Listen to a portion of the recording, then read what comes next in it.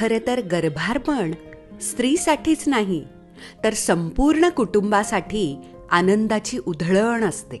बघता बघता प्रत्येक महिना मला खूप वेगळी जाणीव, वेगळा अनुभव आणि अमर्याद आनंद देऊन गेला.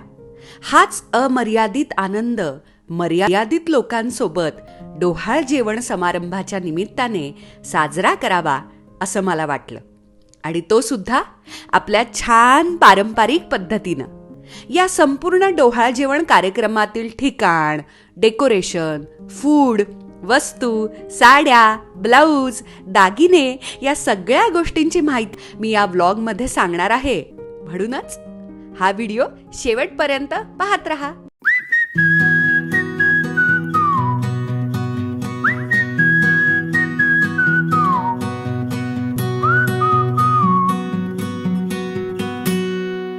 तुम्ही कितीही साड्या नेसा, दागिने घाला, पण मेहंदीने रंगलेल्या हातांमुळे खरी समारंभाला शोभा येते.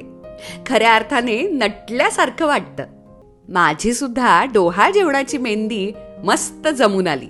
आम्ही नटत असताना जेव्हा अस्सल खऱ्या फुलांचं डेकोरेशन होतं तेव्हा त्याला वेगळीच गंमत येते.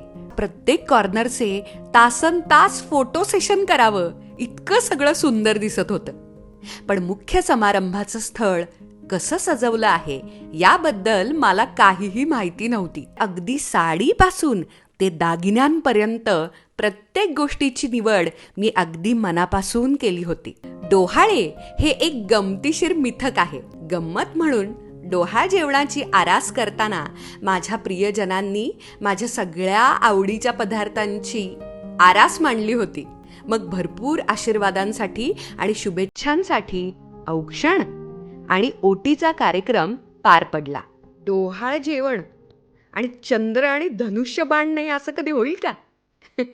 हौस पूर्ण करायची तर एकदम असा प्रॉपर जोरदार करायची. त्यामुळे यानाशिवाय मी मस्त 2 मिनिटात चंद्रावर पण जाऊन आले. इतकं जर छान नटलो असू आणि इतकं सुंदर लोकेशन असेल तर आठवणींसाठी त्यापेक्षाही महत्त्वाचं म्हणजे सोशल मीडियासाठी मस्त फोटोशूट करायला पाहिजे ना सगळ्यांबरोबर. मग मनसोक्त फोटो काढले.